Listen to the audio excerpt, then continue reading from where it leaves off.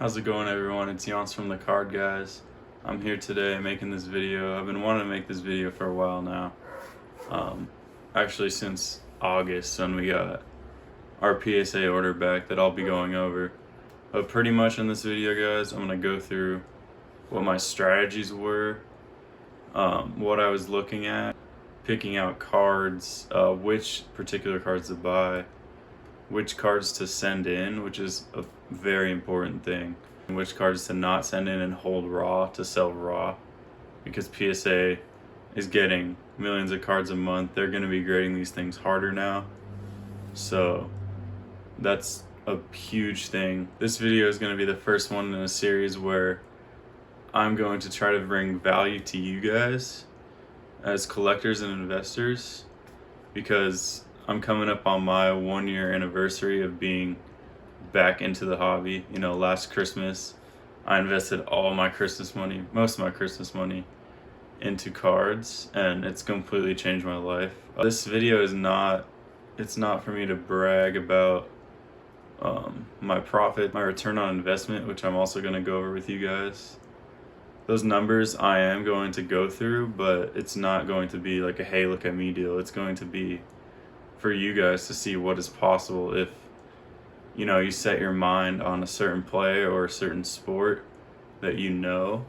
For me, baseball, I know the best because I played baseball in high school. But it is possible, especially with the hobby exploding. Like, this is insane, even from the start of this year when I got back into it. It's not easy, but if you have the right path in the right direction, which I'm hoping to bring to you guys watching this, then you can make a profit if you know what you're doing and you have the right guidance. So I'm going to sit down with you guys and go through my order. Specifically, I'm going to go through what cards to send to PSA, how to select a card to kind of zone in on, and how to select a player to zone in on, whether it's baseball, basketball, football. I'll let you guys in on some tips and strategies that I use. Most of the people I invest in, I feel, are pretty safe because they're going to be given an opportunity or they are established already. So yeah, specifically strategies on who to buy and what cards to buy.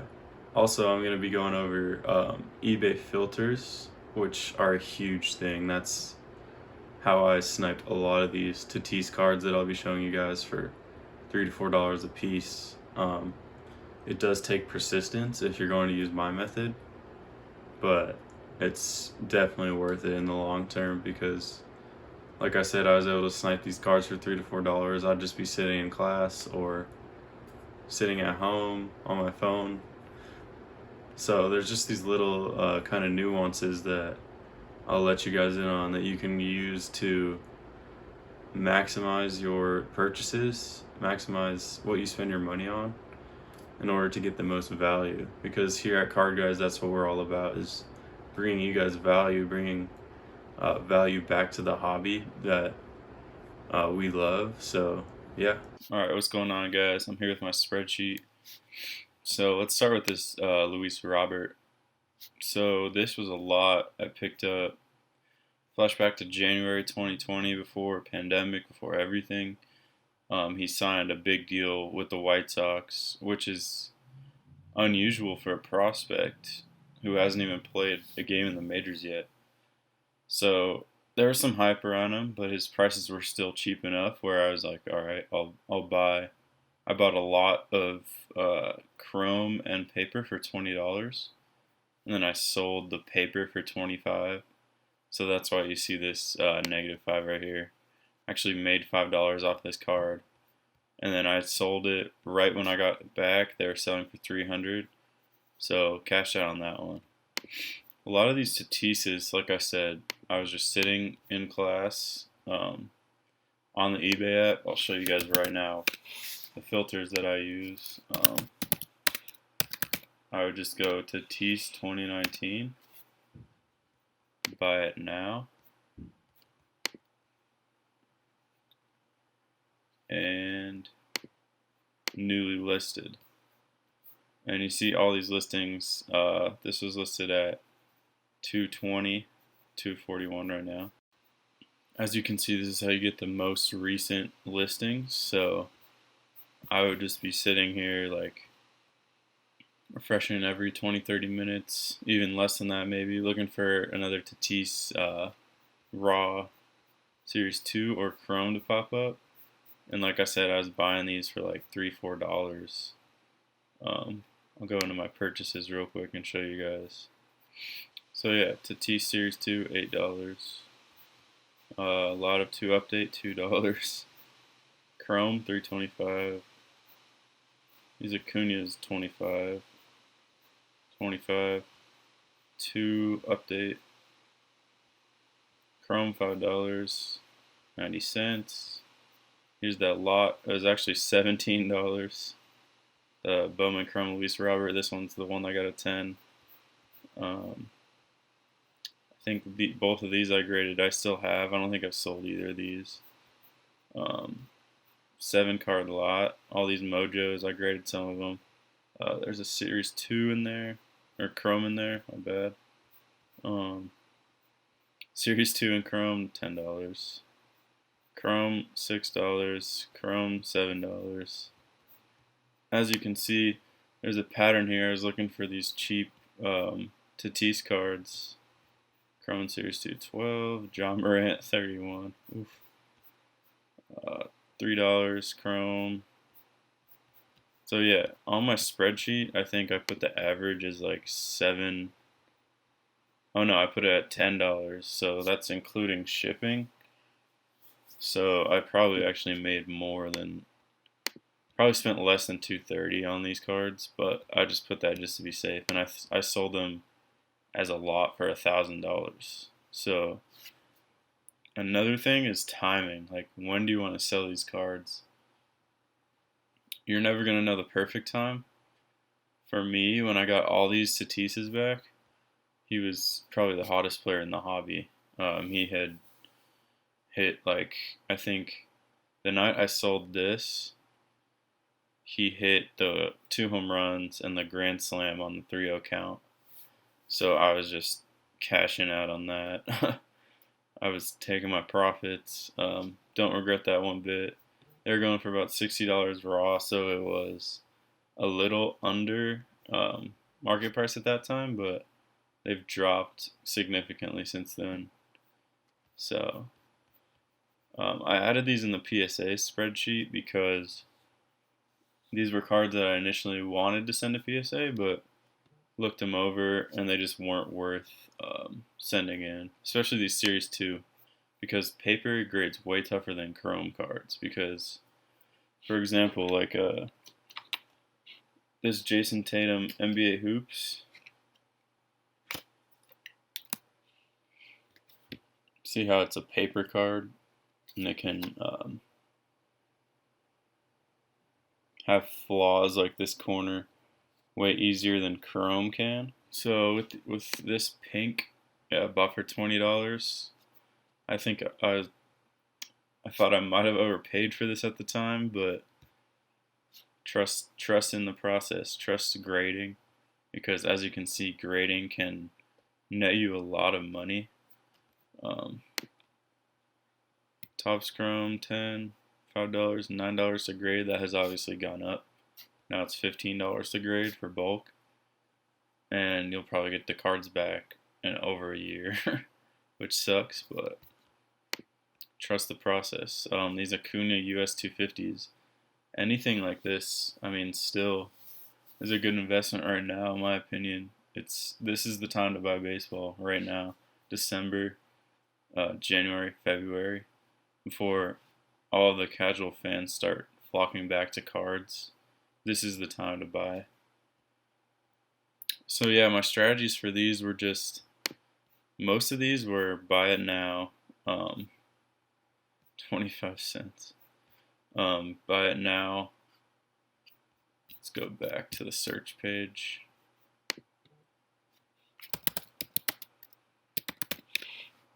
So Luis Robert is a huge buy for me. I really liked what I saw from him and his limited at-bats. Huge upside, 5-tool player, center fielder. young, 21 years old, perfect guy right there. His stuff is still not obviously this cheap because the hobby has expanded so much, but it's still relatively cheap. I think he has some good cards that you can buy. Bobby Dahlbeck, I got on the Red Sox, my team. Crazy pop. I mean, dude's gonna be a stud. Right-handed Joey Gallo, in my opinion. Bo Bichette, Eloy Jimenez, Alex Verdugo, who's very slept on, right fielder for the Red Sox. Came over in the Mookie trade. Had a solid year last year. The Red Sox just sucked, so didn't get that much recognition. Tatis still. Fernando Tatis Jr. It's not too late to buy his cards. He's raw. He is the next Mike Trout. He's the face of baseball. His stuff is so cheap right now compared to other stars like Soto. So I think Soto, Acuna, guys like that. I think Tatis has that extra level, that extra skill, and he's flashy. He plays the game with passion. He plays the game with swag. He plays the game with that fire that people want to see. That's good for baseball because baseball isn't that marketable as a sport, or they're not marketing it well right now. But you want guys like Tatis as your face of baseball. Kyle Lewis, Rookie of the Year. Mariners, obviously, 5-tool talent. He sputtered off a little bit at the end of the year last year, but still think he's raw. He's a good buy. So yeah, just players like that. Even Juan Soto. Like let's just look at a Juan Soto card that is a good buy. So right now these are going for about $54, $60 around there. As 10s, let's see what they're going for. So $230. So again, good investment. Pay that $60. Pay that extra $15 to get it graded. Comes back $230. Let's see what Acuna's are. I think those are good buys as well.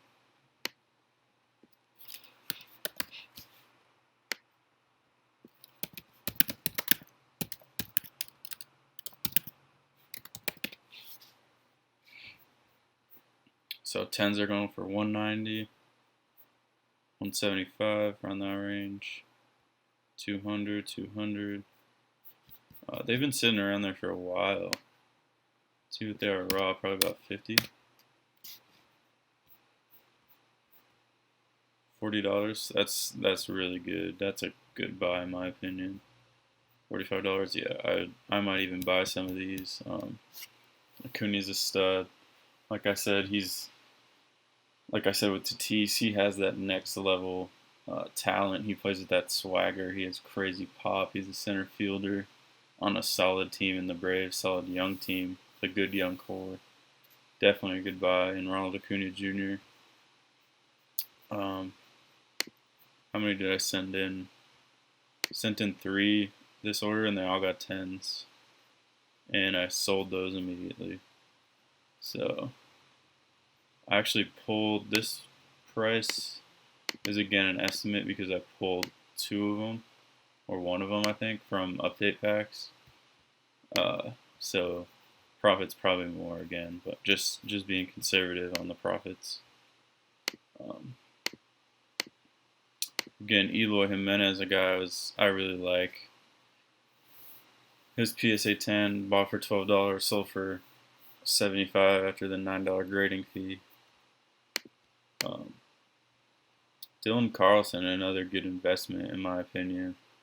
I mean, he kind of figured it out at the end of last year. He came up out of the gates, wasn't looking too good, but he figured it out for sure. This gold Tatis, that was a snipe. Again, with the filters I showed you guys, so utilize those filters for people like Acuna.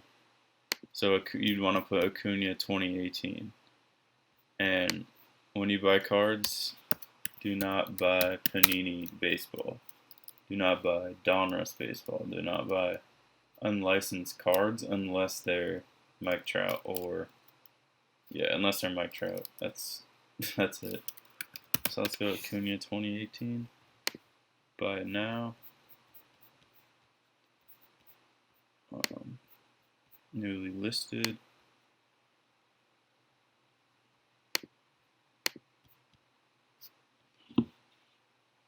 So again, guys, if you zone in on that one player that you think is undervalued or you think is going to pop off, these are the filters to use for sure to get some good deals.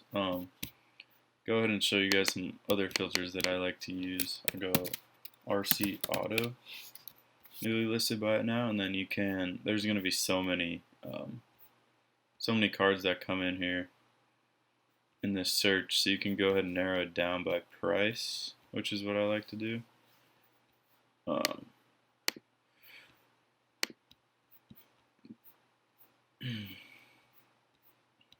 Go over here, do like 0 to 300. That'll weed out the crazy expensive cards. So I've got some snipes on here before, like some Prism rookies that were put up for whatever reason for super cheap, and I just hopped on them. So yeah, again, just these little filters, guys, that hopefully will help you out. Some more tips grading wise. With the time that it takes to grade now, I would suggest looking forward to, I'd estimate around 9-10 months that you'll get these cards back. So you got to be thinking, you always got to be thinking ahead, always got to be a step ahead. Okay, what's going to be in season in 9-10 months if you're doing bulk?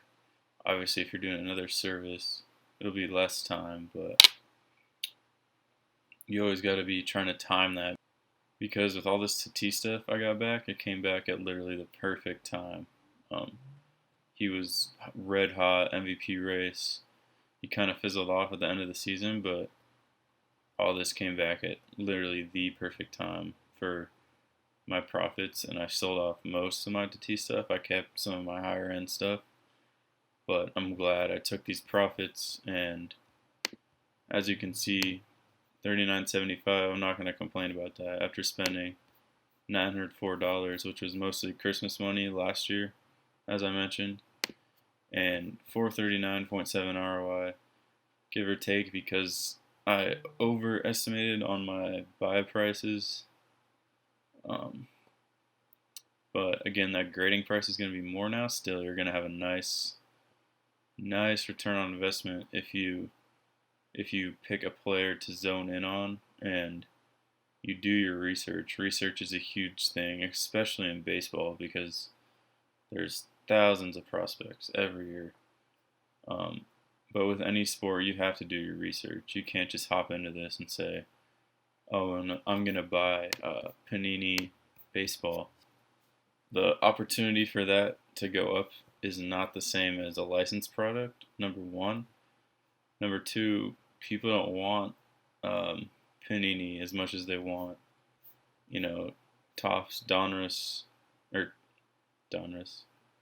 as much as they want Topps and Bowman, because they're the only ones with the rights. So again, you just have to be conscious about what cards you're buying. So do your research on sold listings on eBay as well. So if I wanted to find out, like, let's just say, what Tatis's rookie card, flagship rookie card is, search Tatis rookie card PSA 10. So you're going to want to see which one is selling consistently for the most, not which one is listed. So here's a all-star stamp. Wow, that should be not $150. PSA 10. That card should be like 300 plus. Chrome sitting around 200. That's too cheap. Guys, Tatis is such a good buy. I mean, he's the face of baseball. These are going to be 400 by probably June, May. Like, if he keeps up his crazy star status. I mean, I'm not guaranteeing that, but this kid is a stud. These are pushing like 340, 350 at their highest last season. even like these Topps Finest. But again, his flagship is whichever one is selling for the most consistently. So I'd say the Topps Chrome is his flagship. The Series 2 has potential. It's sitting around 200 as well.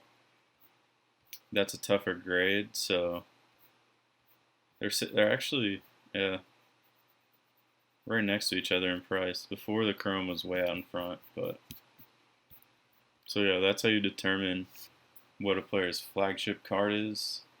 So that's going to be it for me for this video. In the next video in this series, I'll go over how to select which cards to send into grade, how we look at each card individually. And yeah, I hope you guys enjoyed this video. Thumbs up, subscribe. Thank you guys for watching this Card Guys video. I'm glad to bring you guys some useful tips on investing. Thank you.